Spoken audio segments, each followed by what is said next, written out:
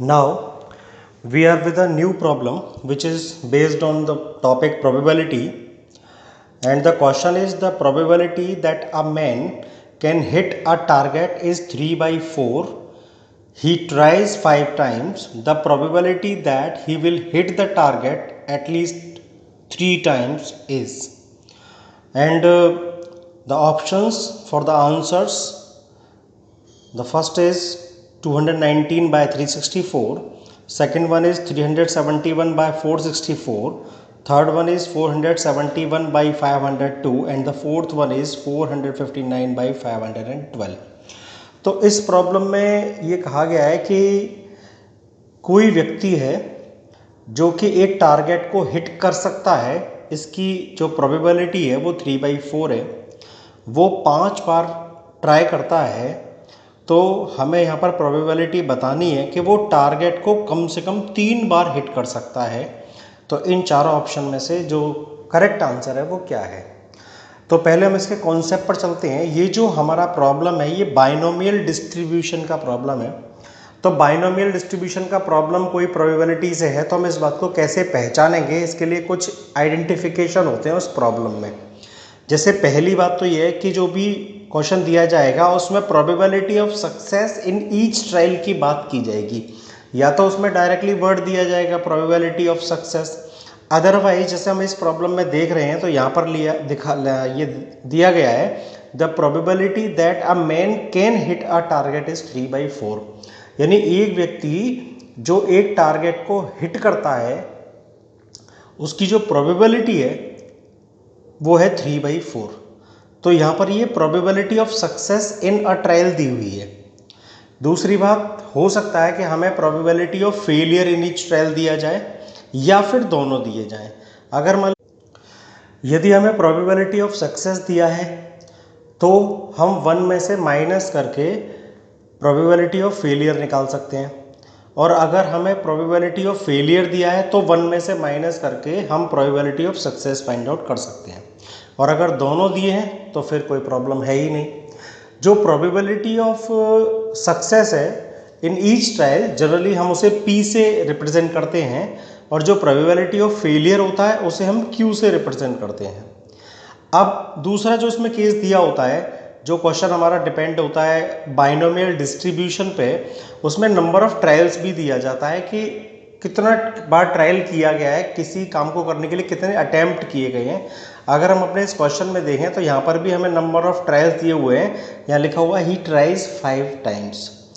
तो जैसा कि आपको मैंने बताया कि क्वेश्चन में या तो प्रोबेबिलिटी ऑफ सक्सेस दिया जाएगा इन ईच ट्रायल, या प्रोबेबिलिटी ऑफ फेलियर दिया जाएगा, और उसके साथ में दिया जाएगा नंबर ऑफ ट्रायल्स। तो यहाँ पर हमें नंबर ऑफ ट्रायल्स दिए गए हैं और probability of success in each trial दिया हुआ है। तो इसके बाद हमारे पास में एक प्रोबेबिलिटी फंक्शन होता है, और इस प्रोबेबिलिटी फंक्शन को हम इस तरह से अप्लाई करते हैं that probability of x successes. यहाँ पर एक्स सक्सेसेस का मतलब हो गया, जैसे अब हम अपने क्वेश्चन की बात करें जिसमें उसने 5 टाइम्स जो है उसको ट्राई किया है किसी टारगेट को हिट करने का, और इसमें ये कहा गया है कि हमें प्रोबेबिलिटी बतानी है कि उसको कम से कम 3 बार सफलता मिलेगी। He will hit the target at least 3 times. तो ये जो है यहाँ पर जो 3 टाइम्स दिया गया है, या जो भी दिया जाए, एटलीस्ट 3 टाइम्स यहाँ दिया है, 3 टाइम्स दिया जाए, 4 टाइम्स दिया जाए, 5 टाइम्स दिया जाए, 2 टाइम्स दिया जाए, तो ये सभी जो है यहाँ पर हम रिप्रेजेंट करेंगे इनको एक्स से, और ये सक्सेसेस कही जाएंगी यहाँ पे। तो जो फॉर्मूला हो जाएगा वो हो जाएगा NCX, सी जो है यहाँ पर कॉम्बिनेशन को रिप्रेजेंट कर रहा है, P for success to the power, हमें जो भी सक्सेसेस फाइंड आउट करनी है, फिर उसके बाद Q means probability of failure in each trial to the power N-X, यानी टोटल नंबर ऑफ ट्रायल्स में से हम माइनस कर देंगे नंबर ऑफ सक्सेसेस को। इसको प्रोबेबिलिटी फंक्शन कहा जाता है। अब हम पर्टिकुलरली अपने प्रॉब्लम पर आ जाते हैं।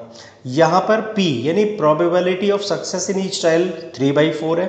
Q की बात करते हैं तो probability of failure in each trial जो दिया हुआ है उसको हम अगर 1 में से सक्सेस को माइनस कर देंगे तो ये 1/4 आ गया। तो ये probability of failure in each trial आ गया। उसने 5 टाइम्स ट्राई किया तो n की वैल्यू 5 हो गई।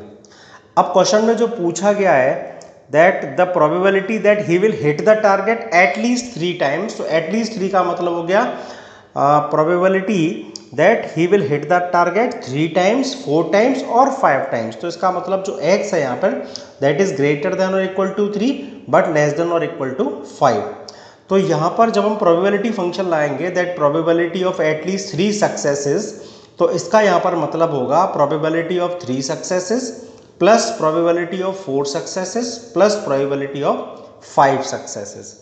अब इसको करने के बाद हम प्रोबेबिलिटी फंक्शन अप्लाई करते हैं। तो प्रोबेबिलिटी फंक्शन को अप्लाई करने के बाद जो हमारे पास एक्सप्रेशन आएगा वो इस तरह से आएगा। जैसे सबसे पहले केस में प्रोबेबिलिटी ऑफ 3 सक्सेसेस की बात की गई है, तो टोटल ट्रायल्स C 3 सक्सेसेस, उसके बाद यहाँ पर हमने ये लिया सक्सेसेस मतलब probability of success in each trial, और ये हो गया probability of failure in each trial. This to the power 3 ये सेम यहाँ आ जाएगा, और इसकी पावर में हम 5 में से 3 को माइनस कर देंगे तो 2 बचेगा, वो यहाँ आ जाएगा। इन द सेम वे अब बात करते हैं हम 4 सक्सेसेस की। तो 4 सक्सेस में यह आ जाएगा 5C4, ये probability of success in each trial, probability of failure in each trial, ये पावर 4 यहाँ आ जाएगी, और 5 में से 4 को लेस किया तो ये पावर 1 यहाँ आ जाएगी। ऐसे ही प्रोबेबिलिटी ऑफ 5 सक्सेसेस की बात करते हैं तो ये हो जाएगा 5C5, ये probability of success in each trial, this is probability of failure in each trial, यहाँ पर ये पावर में 5 आ जाएगा, और ये जो है इसका डिफरेंस जो है वो यहाँ 0 आ जाएगा।